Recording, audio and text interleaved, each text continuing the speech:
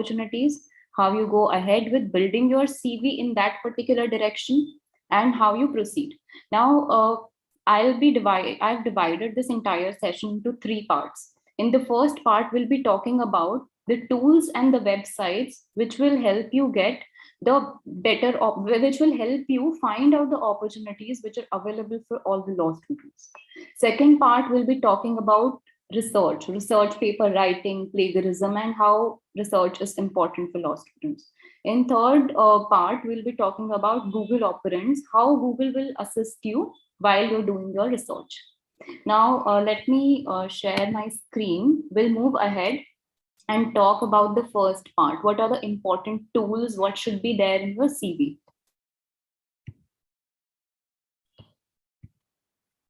I hope my screen is visible. Yes, ma'am, it is. Okay. Yeah, these are the important topics that we will be talking about. Now, for the first years and the second year specifically, I always tell them that explore as much as you can. When we are into this legal field, it is very important that apart from the theory part of it, we get practical exposure also. So there are quite a lot of things which can be included in your CV. The first one, of course, being internships. Second one being conferences, seminars, or workshops. Now, what is happening is online, of course, has its own disadvantages. We are not able to meet people, but quite a lot of conferences are happening on online mode, and a lot of sessions are happening. Now, it is very convenient for you to take these sessions, to join the conferences, go to these conferences, present paper, and get exposure of public speaking, and also get a presentation certificate. So there are quite a lot of conferences happening, quite a lot of seminars happening. So I always tell my students, my team members, to take optimum benefit out of the online situation till the time things are online. After that, of course, we will be having more conferences and everything will come to physical mode. But online, of course, has its own advantages. Next thing being publications. We'll be dealing with it a little later when we talk about research and when we talk about plagiarism. But publications play a very vital role in your CV. Write publications. When we are talking about publications, when we're talking about writing research papers, it's not equivalent to writing your college projects. We all know how we submit our college projects. So yes, it requires quite a lot of research. Next, we'll talk about scholarships. Scholarships I will be dealing in the upcoming slides also. So when we say the term scholarships, it's not only the scholarship for LLM or PhD or any full long-term scholarship. There are various conferences happening. There are various summer schools, winter schools, training programs happening where you can apply for scholarships. Now, I will be telling you the websites and everything where you can find such conferences and find such training programs for yourself and apply for those. Now, the next one being volunteering or positions of responsibility. All of you must have seen that there are posters call for campus ambassadors, call for team members for law students. Now, if you are joining any organization, do not join it for the heck of certificate. That doesn't add that much value to your CV. What adds more value is what network you're building in that organization and what you're learning there. So certificates in your CV, of course, have value, but when you're applying for any job or internship, what will matter more is how much you've learned out of it. So please ensure if you're interning anywhere, if you're doing any kind of work, volunteering work, you're not doing it merely for the purpose of certificate. Now we have moot courts, MUNs, and debates. Now, how do we know? Okay, we can't do so many things. Specifically for those who are in their first year, second years, try doing it one by one, and in short span, you'll get to know. Okay, maybe moot court is my cup of tea. I enjoy doing moot courts, or maybe debate. I can't do debates. So as and when you start exploring, as and when you start doing things, you will get a fair idea. Okay, this is what interests me, this is what I can do ahead. Then we have certificate courses. I will deal it in the next slide. And then we have training programs, diploma, summer school, winter school, that will be covered with the scholarships part. Now, when we are talking about certificate courses, there are so many paid courses which are, going all over internet. Everyone is coming up with their certificate courses, and people ask me, this is a heavily paid course, should we take it? Now, my answer is, of course, these three courses which are listed are free of cost, and these are being run by reputed organizations. You can take these courses, and it won't take you more than 2-3 days to finish the course, and the certificate is generated in next half an hour of finishing the assignment. Now, talking about the paid courses, if you have, if you, don't go after each and every course which is there online. Firstly, it is very important that you check who the instructors of that course are and what is the layout of that course, what they will be covering, because do not get misguided or misinformed by the courses which are going around. Not every course is worth investing your money in, but of course there are some courses which are good, so ensure that you do your proper research. And there are of course a lot of free courses. I've listed three down. I will provide details of more. This one is Viper, one is on IPR.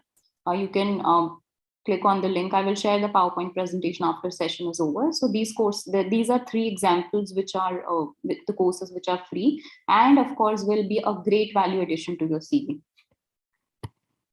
Now there are some websites which lists down all the events, all the opportunities which are coming up for law students. These websites are there on the screen. Loctopus is there, Law Off is there, Law Mantra is there, Conference Alerts is there. Okay, so whenever you're using conference alerts, ensure that you filter things. You filter out, okay, I'm looking for opportunities in India and I'm looking for opportunities in the legal field. There are filters on the website. You just filter out so that you do not waste your time looking after each and every opportunity which is listed. So these are the list of websites which you can look after when you're looking for any kind of event or any other opportunity. A few you of course must be aware of, some might be new for you. When we're talking about internships, people of course have their own doubts. How do we apply for internships? Which all internships are there? So yes, start with a basic one. In your first year, start with an NGO or a government organization like National Commission for Women, or you can intern with NALSA. So start with a basic one and then move to litigation if you feel like, okay, I want to get into litigation, or apply to law firms. These are some websites where you can find out internships.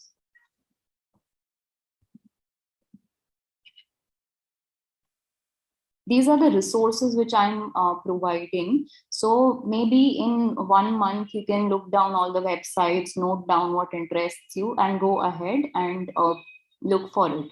Go ahead, maybe if it's a paper publication, go ahead and write paper for it. If it's a conference, apply for it. Now let's talk about scholarships. Scholarships, of course, are short-term scholarships and long-term scholarships. Short-term scholarships cover summer schools, winter schools, these youth forums, conferences, workshops. So there are many international conferences, international training programs. I have been part of quite a lot of these programs where they provide you scholarship, and your registration fee is waived, your accommodation is waived, provided that your application and your they have a set criteria. Either they will ask you to write a statement of purpose, or they will ask you to provide letter of recommendation, or just a small write up about the conference, or why do you want to attend the conference. Once you're selected, you will get scholarship for that particular program or wherever you have applied. Then second one being long term scholarships, those who are looking forward to do their post grad or doctorate. It's for them. So there are quite the procedure and the application process becomes little more lengthy. There are language proficiency tests. There are statement of purposes, letter of recommendations, research proposals. So that is the entire procedure for long-term scholarships. But do not have this myth in your mind that scholarship is merely confined to LLM or PhD. Now, these are the some websites which you can refer to while while you are looking forward for scholarships. For example, I'll not name each website because everything is visible on the screen. For example, the fourth one, Youthhope, is there. You will find small events, small conferences, training programs on Youthhope, good ones. You, of course, like conference alerts, you have the option to filter it out, which country you're looking for, which field you're looking for, whether you want to do it online, and it will filter out accordingly. So these are some of the websites which you can look for when we're talking about scholarships. This was the part one of my session, the tools and the resources which will be helpful for you while you're building your CV. Now we started Knowledge Teas to build, bridge that information divide which is there. There are so many people who are working really hard to bring on all the opportunities available at one platform. These websites and these resources which are provided are example of such things. So you can just go to these websites, check out these websites maybe once in a month, note down what interests you, and go ahead and start exploring those opportunities which interests you. Now moving on to the second part of the presentation, second part of the session, research paper. A lot of people have so many confusions writing research papers, what is plagiarism, and how do they go ahead with publications. Now, of course, research is very important if you're a law student. You get better insight, a better in-depth knowledge of that particular topic for sure. But you also, the publication, of course, adds a lot of value. Now, what happens is, happened with me also when we are asked to write our college projects, what we do is we copy paste exactly the same thing and send it across. Now, that doesn't work out in the outer world. When you're sending any paper for publication, ensure that it's your original work. There are softwares that will detect your copied work. So I will be telling you how we go ahead with research and what pattern do we follow. So before we go ahead, when we are doing research, what are the sources? What are the things that you need to avoid where you cannot refer to? Do not ever refer to Wikipedia while doing your research. Wikipedia is an easily editable source. Anyone can come and edit it. Do not refer to Wikipedia. I'm very sure most of you are aware of such things, but I'm repeating it for those who are new to research. Now, there are various question and answer websites, Quora, WikiHow, and many others. Do not refer to those websites also while you're doing your research. Do not take things from social media handles and somebody has posted something. No. Now, there are many questions whether we can rely upon blogs. Now, okay, I'll give you an example. I'm not good in IPR. I do not know quite a lot about IPR. And I go and write a blog on IPR. Can you quote that up in your research paper? No, because that's not a credible source. I myself do not know a lot about IPR. So when you're referring to a blog or an article published online, check who has written it, check who's running that blog. Similarly, if students of Harvard University are running a blog, we cannot rely upon that. But if a professor is running that blog, that is a credible source. So for blogs, for articles, keep this criteria in head. Always check who's the person who's running that blog. And always avoid using these substandard websites. What happens is when we are doing a research project or we are doing a college project, we go to any of these websites which are very common, copy paste everything from there and submit the project. That happens with 90% of the people. So do not rely if you are serious about research and if you want to get your research papers published. Now, can anyone tell me what is plagiarism? You can raise your hands or you can write it in the chat box. What do we understand by plagiarism?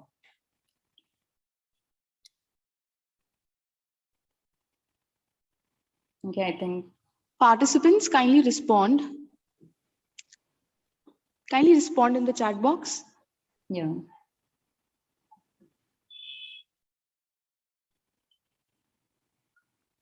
What is your basic understanding of plagiarism? You can type it in the chat box so that we know, okay, what is our understanding.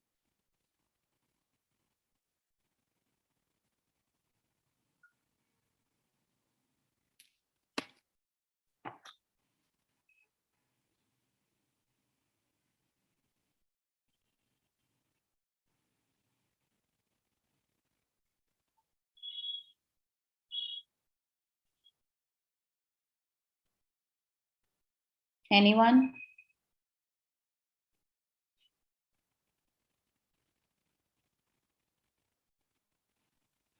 Ma'am, can you please repeat?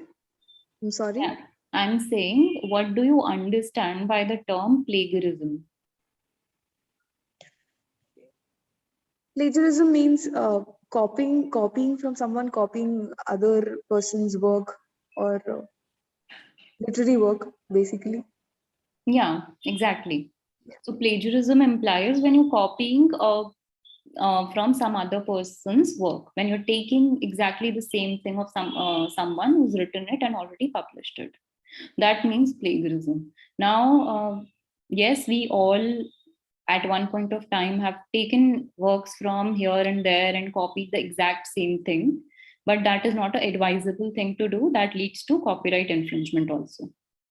So whenever you're submitting any kind of research or doing any kind of research, ensure that you avoid plagiarism. There are various kinds of plagiarism. The first one being verbatim plagiarism. Verbatim plagiarism is you're just copy pasting the entire thing from internet and putting it in your work, word to word. Second one being there are some intelligent people while they're submitting their research projects, college projects, what they do is they take it from some website, paraphrase it, and submit it. Now, okay, this pen was gifted to me by Mehek. They write, Mehek gifted me this pen. That also is being detected by most of the softwares which are available for checking the plagiarism. Turnitin detects such kind of plagiarism also. So avoid doing that also. Third thing, of course, is self plagiarism.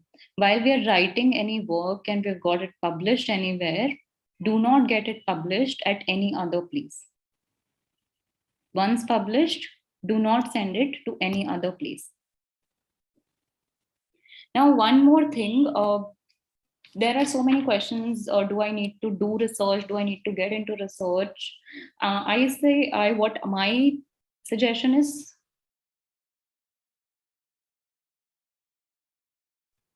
Okay, I got it. Yeah. My suggestion is try doing research. It will enhance your, of course, research skills for sure, will get you publications and will give you in-depth knowledge of whatever you're writing on. And it will help you understand, okay, this is what interests me. Maybe ADR is what interests me if I research a little bit into it. And no, for someone else, ADR is not something which interests them. So how do we go about writing a research paper? How do we write a research paper? When I'm talking about a research paper, I want to do research on, let's say, any topic pertaining to women's right or women's issues. That's a too broad topic. I'm submitting a paper for a conference or for a journal. Now I do a little bit of research, and first step is identify the research problem. First step is I decide, okay, I want to write on sexual harassment at workplace. I've identified what my area of research will be and what I will be writing on. Second will be preparing the design, preparing the layout. Now, okay, I'll be talking about sexual harassment at workplace. Now, I will have introduction in it. I will have what is the situation in India, what are the laws in India. Maybe I'll talk about Vishaka's judgment and all the guidelines which were provided. I'll talk about situation pre Vishaka and post Vishaka. I will talk about how that judgment has impacted a current scenario and what more can be done. And then I will give my conclusion and my suggestions. So this is a basic layout, basic research design that I have prepared. Okay, this is what I'm going to deal with. Now we have hypothesis. Hypothesis, of course, you need to start your research with some kind of hypothesis. It can be falsified at the end, but when you're starting, okay, maybe I can say that Vishaka's judgment, the guidelines provided in Vishaka's judgment were not enough to tackle the situation of sexual harassment at workplace. Then we talk about the main content. So what I do while I write any kind of research paper or I do any kind of research, I read across 20 to 30 research papers or work on that particular topic. Now I have a fair idea of what I want to write, how do I want to go ahead, what will be the content of it. Till the time you do not yourself gather things, read things, you won't know, okay, what I need to cover. So read those research papers and then start putting content in your own words. Now, when we are talking about research design, we are done with the research design, we are done with the main content of the paper. Now, let's come to conclusion and suggestions. What people do is they just take conclusion and suggestion also from other places. Now, if you are thorough with your research, you of course will have some inputs to give to that particular paper. You will yourself know, okay, this is what is maybe if I'm talking about the same topic, sexual harassment at workplace, I will have my own suggestion. Maybe the implementation of the guidelines is what is lacking. Maybe we need a very specific statute for it. Maybe we need rules for it. Maybe the police machinery has to be more strict. Whatever you of course need to provide your inputs to that particular area of research. That is what will set your paper apart. Otherwise, there are so many papers, so many places, so many people who have written about it. So how is your paper different is what suggestions and what inputs you're giving. And then of course we all know about footnoting, we all know about references, blue book, APA. Now when we're talking about plagiarism, we know, okay, this is the procedure how we write a research paper. Now when we're talking about plagiarism, footnoting, there are some rules which we should follow for footnoting. So it's advisable that we should not be if we are copying less than 7 words, we do not need to footnote it. Less than 7 words, no need for footnote. But if we are copying more than 7 words and less than 50 words, we need a footnote to that particular text. 7 to 50, there is a requirement of footnote. Now, copying more than 50 words is not advisable, but sometimes we are taking part from a judgment, or we are taking things from somewhere, which from a report maybe, which we cannot change, which of course has to be there, and that forms important part of our paper. So what we need to do is, if we're copying more than 50 words, put the entire text in font size 10, put it in italics and add a footnote. More than 50 words, provide footnote, put the text in italics, font size 10. That is how it works, and that is how we should follow it. Now, there are many questions. How do we of course, libraries are open back again, but most of us use online sources to research. Now, how do we go ahead and research online? You type, okay, child labor. You'll find ample articles, ample things. How do we go ahead and refine things? Let me just share my screen and I'll show it to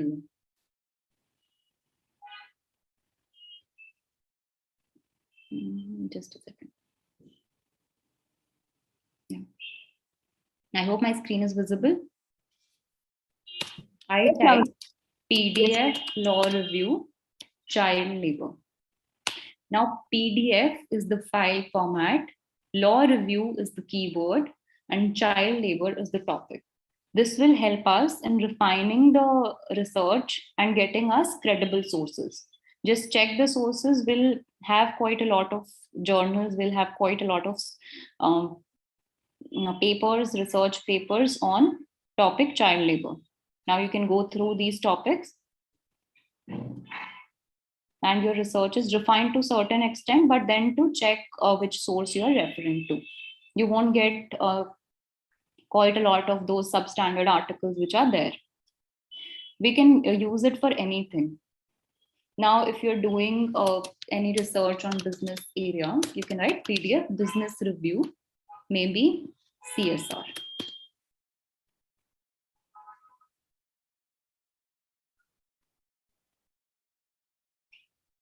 So you have articles from Harvard Business Review. You have quite a lot of articles on CSR.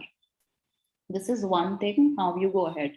If you are searching on economics, you can write PDF economics review this, whatever your topic is, and refine according to your area of research. Now, there's another thing. There are annual reports which are published.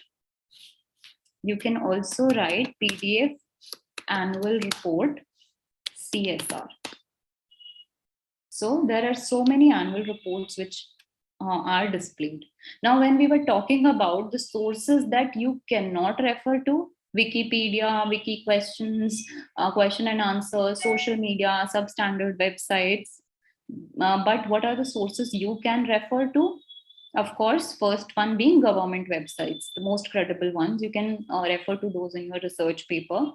Then companies' website. Companies, of course, have to submit their annual reports. You can refer to these companies' websites. For example, now I've taken out some annual reports.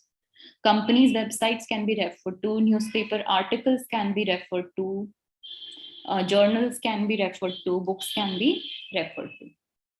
This is how we go ahead and we do our research. We pick out, now we go through the content which is available online, apply that in our research work. Now, Google works very specifically. Google understands the language. We just type things there and we get quite a lot of results, which will, which will increase our time. Now, let's see. You know how to find good papers and good reports. PDF annual review, PDF annual report, PDF law review, PDF annual report. Follow that. You'll get good content. Now, what does Google understand? For example, if I'm saying child labor in Bihar, check the number of results which are there. What I'll do now is the plus sign. If plus sign on your keyboard, when we put it on Google search bar, Google understands that when you're putting plus sign with a word, that for example, when we wrote child labor in Bihar, articles will come and you will have to refine through. It has happened with me many times when I am looking for something and I will find irrelevant information. Now, when I'm putting plus sign, the research will be refined and the responses which you will receive will only be pertaining to Bihar. See, the results are decreased to 22,000. So your work here is reduced and you can now refine your research. Similar goes with minus sign. When you put minus sign, Google won't show you result or what you do not want. Now, for example, if I am looking forward to child trafficking also and child labor also, and I want article and content on both, we use the word or. We write child labor. Both the terms O and R are to be in capital and space has to be given on both sides. We write child labor or child trafficking. We can use two, three ors in between, child sexual abuse. So you will get research on all these aspects. So these are some tools, some things which will help you refining your research and getting you the results which you want. So ensure that whenever you're doing your research next time, you use these tools. It will help saving your time and will help in getting credible information also. Yeah, so that was about research, paper writing, plagiarism, and how we go ahead with Google operands, how Google work, how we can search things on Google. Now, coming back to the main topic, coming back to CV building, there are some things which I have been asked frequently. So I would like to clarify it here before I end this. There are so many webinars happening, there are so many sessions happening, and mostly 90% of the students, so for internships also, 90 to 95% of the students are doing it merely for the purpose of certificate. When we are conducting a webinar, I've conducted over 200, 300 online sessions in past 1 year. So when we're conducting any online session, students start poking, okay, I need a certificate. When will we get the certificate? Webinar certificate does not add value to that extent. But what is happening is so many amazing people are coming on board to conduct those webinars, to take those webinars only because it is online. So ensure that when you're attending such sessions, you are going there for purpose of learning. When you're going for an internship, you're going there for purpose of learning. Because when you start things after graduate, you will have to start scratch. If you start from scratch, if you have not learned anything during that period of time. Now, for publications also, if you are copy pasting things and sending it to a publisher, you're bringing a bad name to yourself and to your institute, because they will remember, okay, last time this person published something and it was highly plagiarized. So do not do that to yourself and to your institution. Similarly, with internships also, that you must have seen there are so many preconceived notions that people have. Okay, people from this college, they do not work and this or that. So you're representing your institution also. So make sure you do justice to that, and you learn things whenever you're going anywhere. I've talked about all the aspects which can be covered in CV. I've talked about research. I've talked about scholarships, certificate courses. There are ample opportunities which are available, a lot of things which are happening online. I will try my best to keep you all updated, what you can explore and what you can do. Now, yeah, I'm open for questions if you have any questions.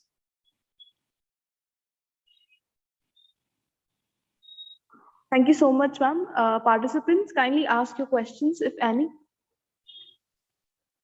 You can post your questions in the chat box also, or you can raise your hand.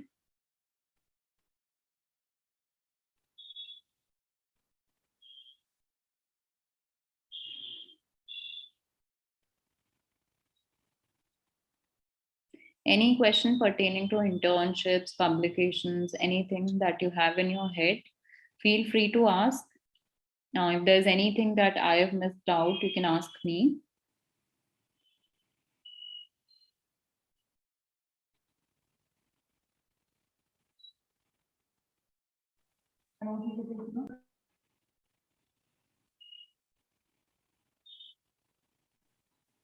Participants, kindly ask away or write your questions to me. I'll ask. Yeah, this is about building your own CV, getting your own experiences. So yeah, learn from what I've said and start exploring, because there are ample opportunities available. A lot of things you can look into. People ask me whether okay, no questions from students.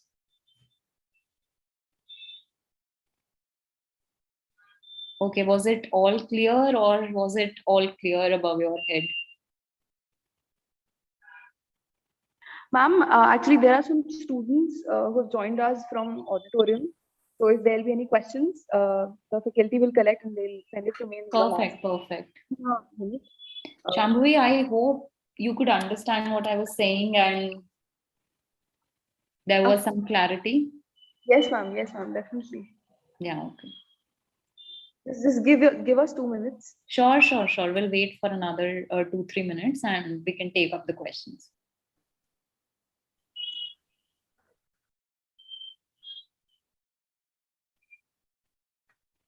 Shambhavi, Yes, ma'am. chat is disabled, so students might not having, right to mention their questions over there. Yes, ma'am. I'm aware. That is why I've asked them to write it to me or write in their class group. There is no question. I'm still waiting for some, ma'am. Some questions are being collected from the auditorium as well. Okay. I'll ask once I would receive them.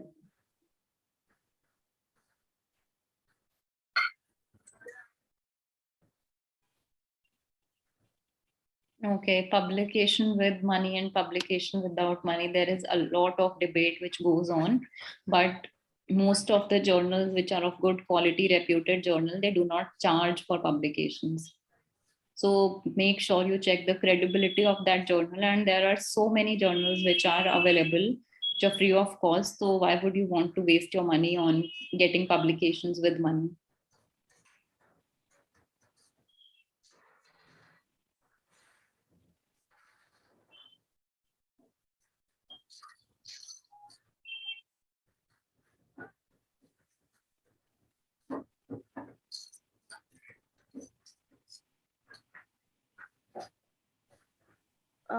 Ma'am, I have a question too. Yeah. I wanted to ask that we did a lot of internships while we were working from home in lockdown. Can you repeat yourself? There was. Ma'am, we did a lot of internships when there was lockdown from home itself. And of course, the quality was not the same as we could have done offline in courts or in companies. Of course. So when we are going to mention in our CVs, is it going to matter or the other person is going to know that the credibility or the authenticity of the time spent in the internship? See, online internships, of course, do not provide you with that kind of exposure which an offline internship would provide you with. But during the entire period of COVID, there was no other option. And I'm glad that all of you could take up online internships. So those internships would matter. It's not that they would not be considered. But when I talk about internships, I always tell you, or anything that is adding value in your CV, when you're going for an interview or when you're going anywhere, a person has interviewed 100 students like you. He will get to know, okay, this person has just added the name or this person has learned something out of it. When you're interning somewhere, try learning work, try building your network. That is the whole purpose of internships give you that practical exposure, gives you a fair idea of what I want to do. For example, when I was in my first year, I interned in NCW Nalsa, then I moved to code. So I knew, okay, corporate firms I cannot get into. So the more you intern, the better you understand, okay, this is not my cup of tea. Otherwise, when you graduate, you'll be all confused. Ki mujhe idhar jana, I want to do this. But you will be very clear when you have interned at places and you know things. So online internships, of course, will give you a fair idea of networking. And one more thing, I'm also an advocate. So there are interns who come to us and ask for work. There are interns who come and just chill. So it's very important you enjoy your internship duration, but till the time you are working somewhere, make sure that you're trying to connect with the people out there. You're trying to learn something from there. It's building the entire CV. Doing anything is entirely upon you. You have amazing teachers, faculty members are there.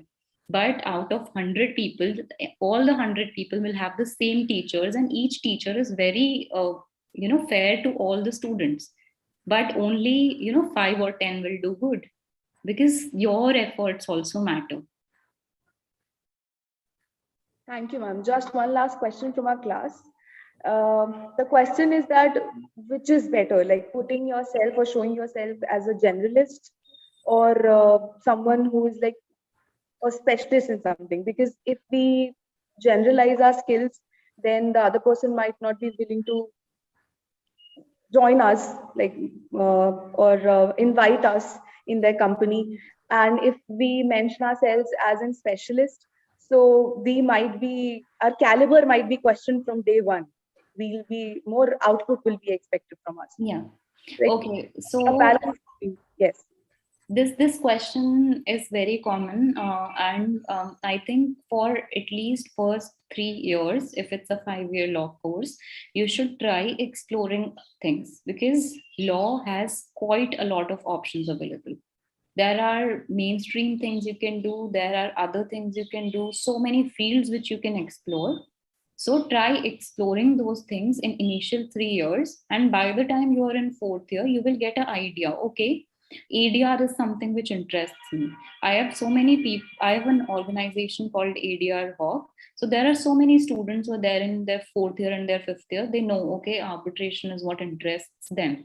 So when you do that, you'll understand this is my area which interests me. But do not confine yourself merely to that area.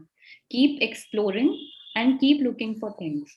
If something interests you, you will work upon it more, and gradually that will become your specialization.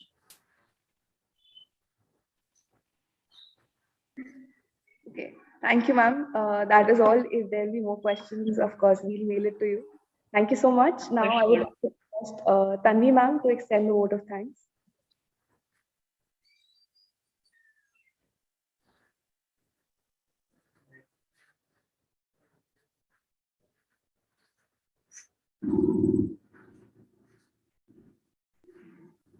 Tanvi ma'am, am I audible? Hello. Good afternoon, everybody. On behalf of the old GIMS fraternity, Chairman Sir, HOD Ma'am, and all the faculties of GIMS School of Law, it is an honor to propose a word of thanks.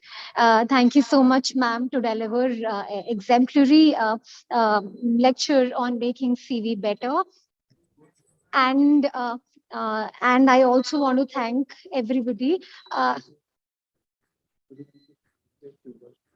And before ending the session, I would also invite HOD ma'am to just end by giving some words of advice to all the students, and also to talk to the guest speakers for the day. HOD ma'am, over to you.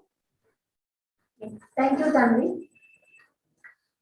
Thank you, Mahek. You have taken very good points to be mentioned in your CV. If your CV is good, then you can represent well before a person, because the time is for your self marketing. If your marketing is good, then people are there to purchase your services, right? So it's a very much required CV building. Because I don't know why students are not asking much question, because might be they are hesitate to ask at this platform. They might be thinking this is a very small thing, this is a very easy thing. Why should we ask? If we ask, so आपको इतना भी नहीं आता. Like so, but at the end, when they want to apply to various jobs or to get even internship, they face this problem. They face this problem. So because our alumni come, they ask, ma'am, हमने तो बाद में सीखा how to make the CV building. If students know from the very beginning to make the CV, and to this is a capacity a person must earn, must will for that. So there is one platform that students have suggested, that is LinkedIn. That platform is used by the students to make the CV and to make their networking. And juniors are connected with their alumni. So very well, you have given number of the sites, not to make only CV, but to go for scholarships. If you have more scholarship, you will represent yourself, that how capable you are, how good you are. And you have referred number of the website to make research and refine research, what to search, what not to search within that time. So I think students will be benefited if I just advise these students, if they are feeling hesitate to ask any question right now, Mehak is available all the time. I will forward your CV. Can we, Mehak? For sure, ma'am, for sure. Yeah. We can forward your CV. We will share your CV with the students, so that if they have any question anytime regarding CV building, they may contact you. Okay. Over to Tanvi. Thank you so much, ma'am. Thank you so much, ma'am. Thank you so much. I would like to extend again our deep sense of appreciation towards our esteemed speaker today for joining us and sharing her knowledge with us. Thank you so much.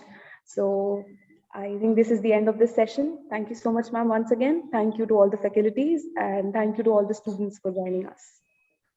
Thank you so much, Pallavi ma'am, Ajay sir, Tanvi ma'am, for having me, and yes, to all the students for listening.